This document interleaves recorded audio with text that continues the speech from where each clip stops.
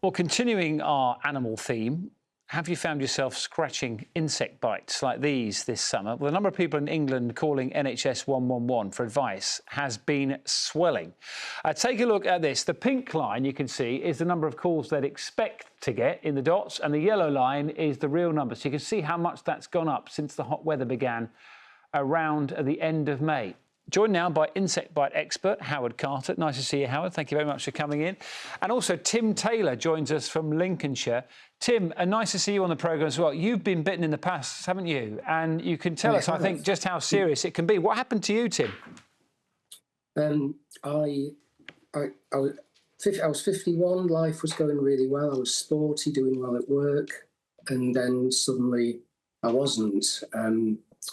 I had cognitive problems to the point where I was forgetting things. I was stopped by the police because I thought I'd insured my car and I hadn't. I tried to go back to work and had various stop-start attempts. That didn't work. The school were brilliant. They made all the reasonable adjustments, but it was never going to work. And so eventually I lost my job as a deputy head teacher 2 years later. Crushing fatigue. That's kind of came in after about 3 months, to the point where my legs would give way. Some days it was hard to get up the stairs. 30-something different appointments, I think, with the NHS. And I was 15 months before I was diagnosed. And as people will probably know, with that delay, it's a significant problem by the time you're diagnosed. So it changed my life, and not for the better. Yeah, it's a huge impact on your life. And Tim, just to be clear, you were bitten by a tick, is that right? I was. I didn't have the classic bullseye rash, but I think I was bitten by a tick actually 5 years earlier. And I think Lyme can stay dormant for quite a time until it suddenly becomes acute, and that's what happened to me. So I think 2012 I was bitten, 2017 I was ill. Wow. Well, thanks for telling us a bit about how you've been affected. We'll come back to you, Tim. I'm going to bring Howard in as well. It's probably important to differentiate between insects and ticks, because ticks are not insects. Is that right, That's Howard? right. They're arachnids. They've got 8 legs, insects 6.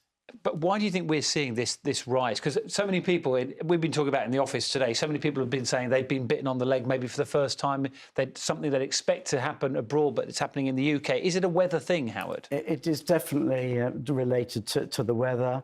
It's not just insects. It's insects and ticks. They're both thriving in the heat. Mosquitoes, for example, can fly quicker the hotter it is. Their breeding cycle is a lot faster.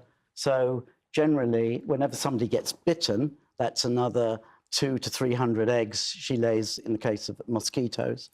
And it's similar spikes with ticks as well. So generally, Brits aren't very good sort of protecting themselves. It's unfortunate.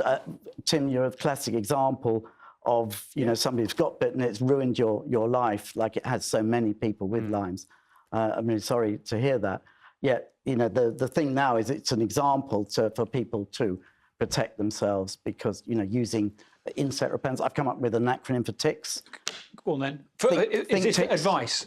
Yes. Okay, go think for it. Ticks, T, I, insect repellent, C, cover up. If you're walking along, that means tucking your trousers into your socks.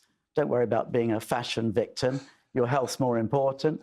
K, keep to the paths and keep checking for symptoms, ticks. The symptoms, like if it is a bull rash, then you know straight away that you've got it. And then the earlier you catch it, the quicker it is. But insects, slightly different the way you protect yourself with insects. I've devised this special step system, which is cutting edge science, because it's not just a case of using insect repellent. Mosquitoes have built up a certain amount of tolerance to certain insect repellents, like DEET. So the simple step system is using the. You've got a little booklet. Have you got a booklet? I have. I've got a little card. I'll hold the card. You speak. Yeah, which is the. So number 1 is actually to prepare your skin. Use a special wash. Unfortunately, there's not very many of them. Get hold of an Incognito hair and body wash or citronella soap. Those are the 2 main ones. Once you've prepared your skin, you can then apply a repellent. There's two types of repellent that are the most effective. One is DEET, it's been around for over 80 years. The other is PMD, which is PMD, concentrations of 20 above will give you, 20% above will give you 100% efficacy. It's a pretty tiny triangle, this, by the way, Howard. I can hardly read it here. Hopefully our viewers can see. We'll post it online later. Can I bring Tim back in as well? Tim, you talked a bit about how it affected your life at the time. Are those impacts still with you now? How are you today? I'm pretty good. I've been back to nearly full health for the last 2 years, but it took between 7 and 8 years really of the fatigue and also the what turned out to be brain injury to kind of come back to something like. So I'm okay. I have to be very careful. I can still have days where, you know, suddenly out of the blue I'm on the sofa for a day, but fortunately those are few and far between now. Yeah. So I consider myself quite fortunate, really, even though it was a 7-8 year ordeal, really. Well, Tim, really appreciate you sharing your story with us, and thank you for that. Okay. And Howard, lovely to see you in the studio as well. Thanks for your tiny triangle. Can I keep hold of this? Yeah, sure. Can I just give you a blog that can gather all 10 this information? seconds. Avoidingbites.com. OK, thank you. You took less than 10 seconds. Appreciate that, Howard.